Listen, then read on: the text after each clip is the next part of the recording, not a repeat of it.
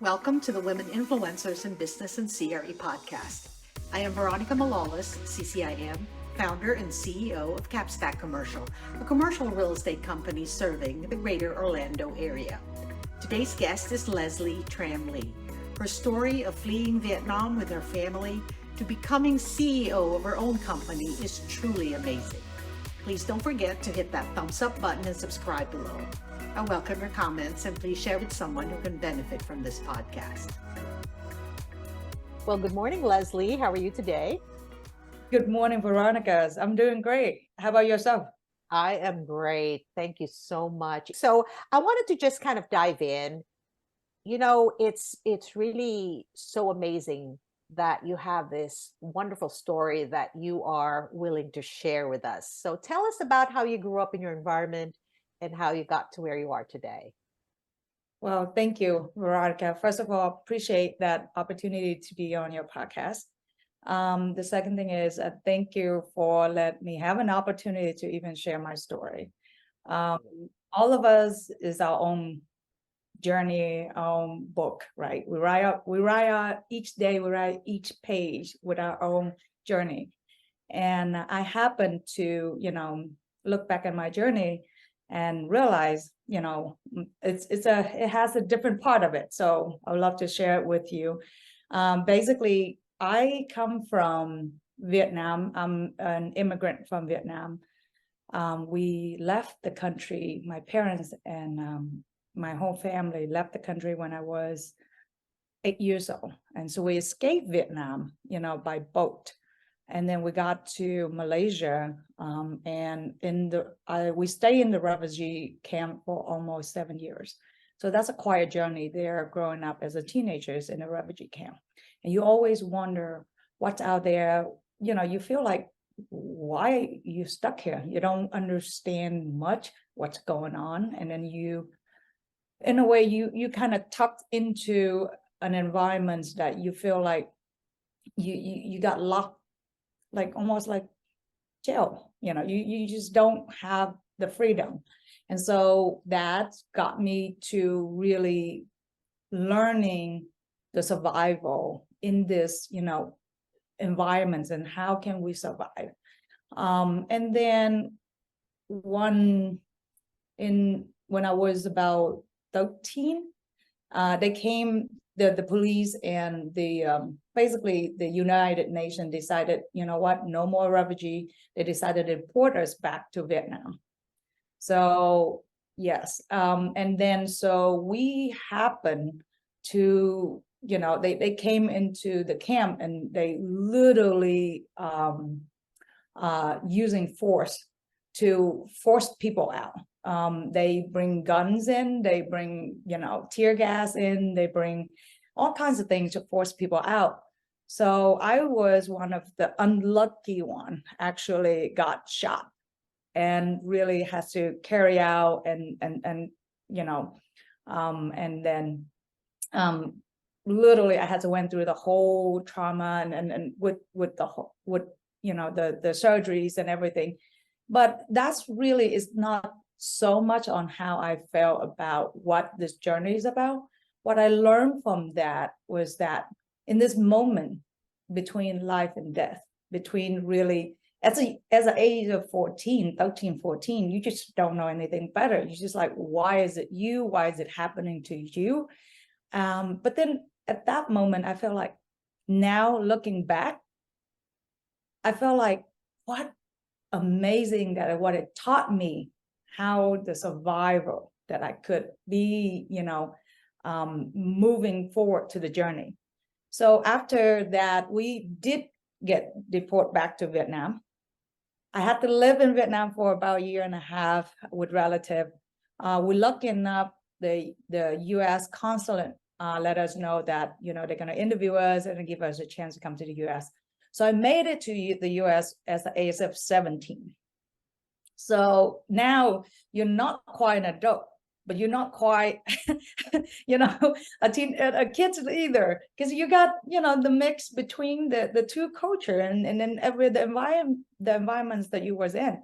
And so I went through high school and then I went through a little bit of college But because when immigrants come to this country, you become, because your parent doesn't speak any English. And so you become the translator, you become the provider of the family, you become the basically, you're a caregiver for your whole family after that. So it forced me that I have to quit, college to help my mom with her own business. So at the age of 19 and 20, I'm starting, to help her run her salon. We bought a salon and then help her run her salon. And from that moment on, I became an entrepreneur.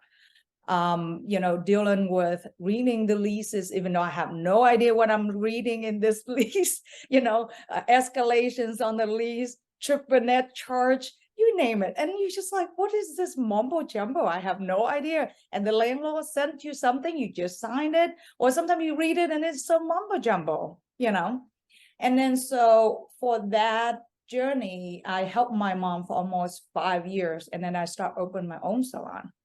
And then after the salon, I built it, I sell it, and then I got into the restaurant industry as well. So we opened multiple restaurants. And then after that, I got a little bit of serial entrepreneur here. I got married to my ex-husband. He was a chiropractor, so he has different clinics. So I'm helping him run in the clinic behind it, you name it. When you become a business owner, you wear multiple hats, not just only one hat. So I help him in the background with the operations and things like that. And so we opened multiple offices. And then, journey took me a different route. I got divorced about, 13 years ago. With 2 daughters at the age of 7, 5 and 7, and then at that moment, after you learn so much about reading these leases, signing all these leases all the time, because you're the one who had to sign it, and I feel like especially the community that I'm in, the minority community, doesn't have the proper representation. They don't know how to read the lease. And I'm one of them. I didn't know how to read the lease. I don't understand what a term is. I don't know what that is. So I decided, you know what? Let me get into real estate. It's always one of those things that you just like, I understand how the business works. I don't understand how to build out this store, all these things. But then one piece is that really missing and everybody needed is how to structure the lease, because it's a 5-10 years term that you sign. So that lead me to think that, you know what, let me try to get into real estate. By the way, no coach, okay? No coaching. You know what I did? I had one guy, his name is Hung, and I asked him when I first started, I said, Hung, would you mind if I can go to your office and I volunteer to file paper for you and answer the phone for you? And he's in commercial real estate, he's CIM as well. And this is what it has answered to me. Well, Lezlie, unfortunately, I can't have you come to my office because I don't serve a lot of people, and I don't have a lot of phone call, and frankly, I can't help you. So reject after reject after reject, because my mind is, I'm coming into real estate to learn how to do commercial. Surprisingly, not that many people, women or men, in commercial that you can ask these questions. So as soon as you found somebody or you heard somebody in commercial, you just latch on to them and try to like, can I do something for you? Can I help you with this? Can I do this? You got to give first, right? But then out of that experience, I was like, it's not going to get me anywhere. And I start with a brokerage in KW, And they promised that, hey, I'm gonna let you, do commercial. Believe it or not, 6 months down the road, I was like, this is not for me. No one even give a call back if you have any question. So I was just like, I quit. I don't want to deal with KW. I just went and open and asked one of my girlfriends. She's also a broker, but she does residential. And I said to her, I said, why can you let me do commercial here? I don't know what I'm doing, but can you let me do that? And she said, okay, I'll let you do it. But one request that I have is I want to make sure you got to be very careful about it. So what I did was I got creative. So I contact all of my friends that I know in restaurant business. That's what I know, restaurant and salon. So I contact them and said, you know what, if you need a lease, let me know. Do not go to the owner, come to me. So one of the restaurants here that she's been here for a long time too, and they have multiple locations. She contacted me and she said, Lezlie, can you represent me in this location? This location has, it's a second gen location, second gen CC pizza. And I said, great, let me help you. Believe it or not, it's a 5,500 square foot second gen CC pizza. And I signed a 10-year lease. That's after I quit KW after 6 months. Wow. I quit commercial real estate. Congratulations in that. So is that when you actually started your own business after that? I know you started your own brokerage and then ultimately kind of ventured into something else. Do you want to talk a little bit about that? Absolutely. So the story didn't begin there, that how I learned commercial real estate, because really, I think that's out of luck that I had that deal. I produced that deal, but because you persistent too. But surprisingly, the broker whom I actually did the deal with, he came back and talked to his boss.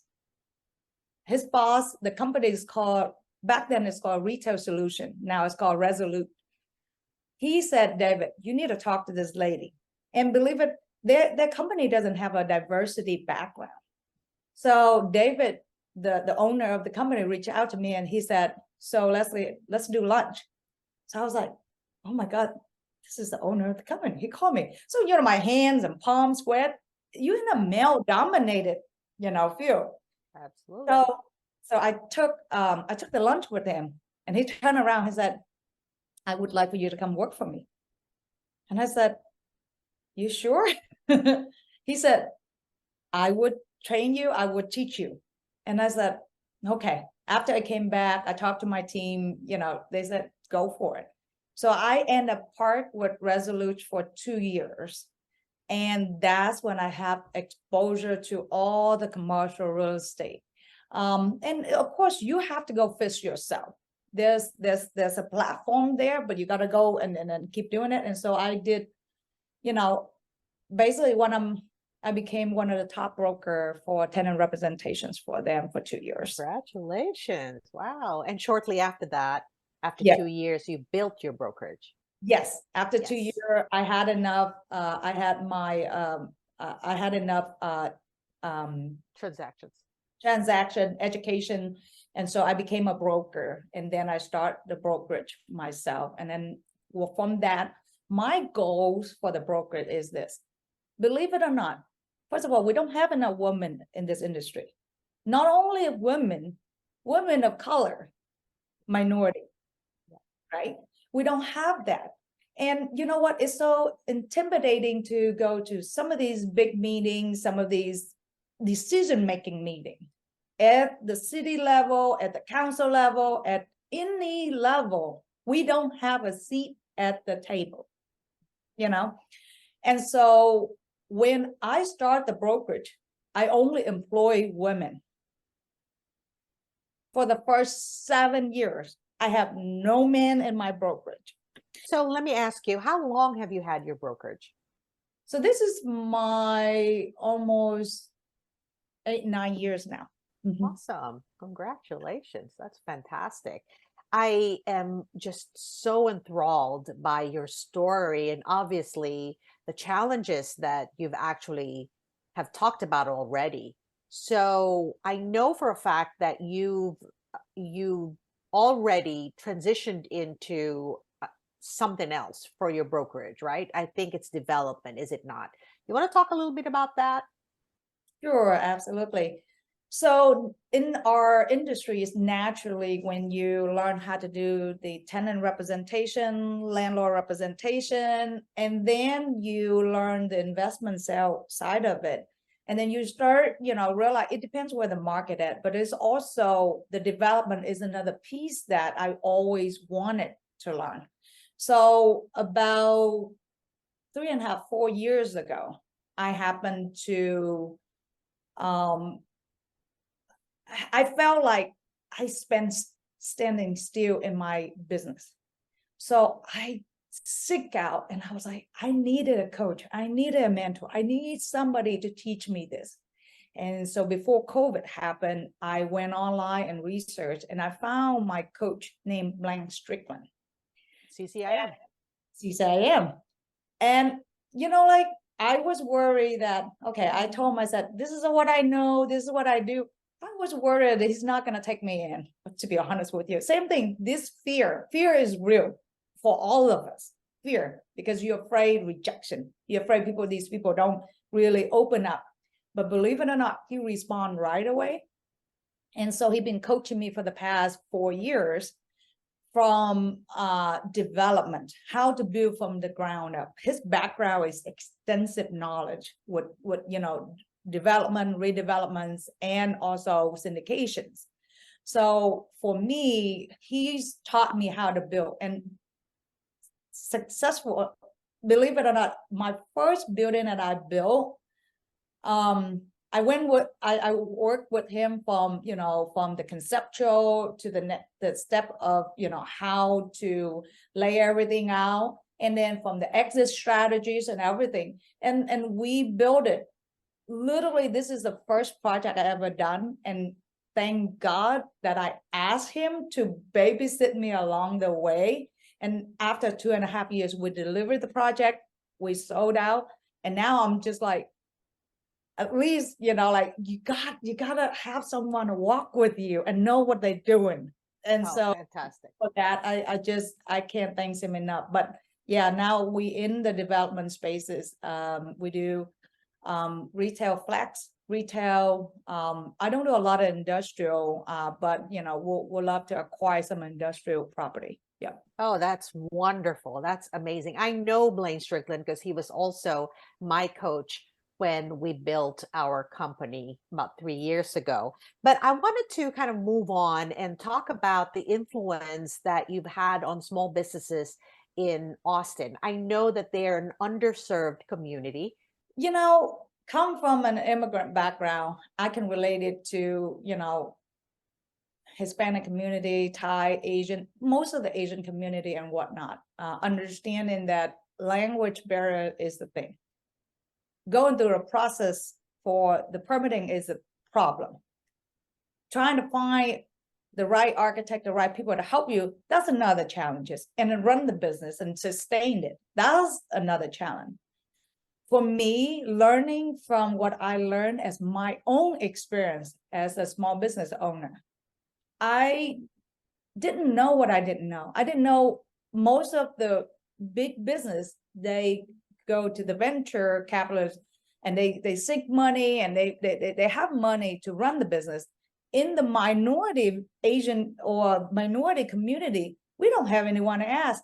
We ask a parent, a family, or it's our own saving. And that's how I start my business. I start with my own saving. I want to make sure I pay the rent first and then, everything else, and I eat last. And so because of that, that's always been in my heart. I felt so much for small business that I want to make sure everything that we built from ground up development that I built, I would try to make sure that if I rent them, I try to keep my rental is 15-20% below the rental rate. So at least to help the small business owner out. And that's crucial. And then make sure that I bring them to, vanilla shell space instead of have them give them a raw space that they don't know what to do with it and they have to dump a lot of money in. So I put my own personal experience that I had to go run through the things that I didn't know, that it cost me so much money, that I try to protect the small business owner that way, to make sure Wow. that, you know what, I hand you this space. All you need to do is, if you don't need anything else, just go apply for a CO permit and you can open a business right now. And that's Wow, why that's amazing. I built it. Yeah, that when I build it, that's why. So small business owner is always in my heart. And right now I'm helping out. I'm a part of the mayor task force for the Austin Woman Entrepreneur. So what we want to set up, where Austin would be the ideal location for small businesses, especially for women that trying to get into the business or already into the business, and we're trying to help and build a platform for women to thrive and be able to be successful at the small business, you know. Wow. And I know you've been recognized by your local government and also by Globe Street. You've been recognized because of the amount of influence and impact you've had on your minority communities that you serve. So that is fantastic. If there was one piece of advice, Lezlie, that you would give to our audience, what would that be? Don't give up. One piece of advice I gotta say, don't give up. Challenges come to test you, to make you more resilient, make you more shine. So do not give up. Always push it through and ask for help. Wow. Thank you. Thank you so much for that. That is definitely golden. I think that we've come to the time of our interview where I get to pass on the mic to you and you get to ask me a question. So please, Lezlie, go ahead and ask me that question. So you are a very, very successful woman that I got to read more about you, and we haven't been able to meet in person, but I read about you, and then from Melody and from people surrounding us. And I want to ask you if you have, because we women in commercial real estate, and for you, if you have any advice for any woman to get into the commercial real estate, what would it be? Well, thank you for that question, Lezlie. And I will certainly agree with you that it is a male dominated industry. And as a woman of color, not just as a woman, but as a woman of color, it is such a big challenge to try to get into the commercial real estate industry. And so my biggest advice would be, number one, to join a commercial real estate organization, to get educated formally with those organizations. Now, for me, it was CCIM, and CCIM actually has been essential in getting me into the industry because I got to network with who's who. And when you become a member of that family, you certainly are able to reach out, and they recognize that you are also trying to break into the industry. And so it is a little bit easier to seek out a mentor because of that organization that you have joined. Now, it's not just CCIM. There's NAIOP, which is a development organization. There's ICSC, which is a retail organization. There is SIOR, which is an industrial, and so many others. And I know that for you, it was ARIA, or the Asian American Real Estate Association, but they might not necessarily have a formal commercial real estate education program. And so my advice would be to go to organizations that are absolutely exclusively in commercial real estate. That's number one. And number two would be seek a mentor. Now, in your case, of course, you're an immigrant, I'm an immigrant, but you had certainly, I will say the word suffer, right? You had suffered so much more than I did, because I'm an immigrant, but only because of divorce. But you're an immigrant because of the challenges that happened with your country. And so that's a totally different dynamic right there. But even then, I think especially for minority women, it is so important to get connected with commercial real estate organizations because, oh, and the other organization I wanted to mention is CREW, Commercial Real Estate Women, because these are the people that are going to embrace you. They're going to help you, and they will certainly be so very valuable in making sure that you can achieve your goals in commercial real estate. So that would be my answer to that question. Lezlie, I want to thank you so much for taking the time to talk to me today. And certainly I know that your very inspiring story of resilience and of overcoming such tremendous challenges as a child and as a teenager and building a business in the United States, that is truly inspiring. So I appreciate you, and I want to wish you happy holidays. And again, from the bottom of my heart, I thank you so much. Thank you, Veronica. I appreciate your time that speaking with me. And then I want to leave all the audience with a mantra. Take time to meditate. And every new level of your life will then demand a new version of you. So fantastic. I appreciate you so much, Lezlie. Take care. Thank you.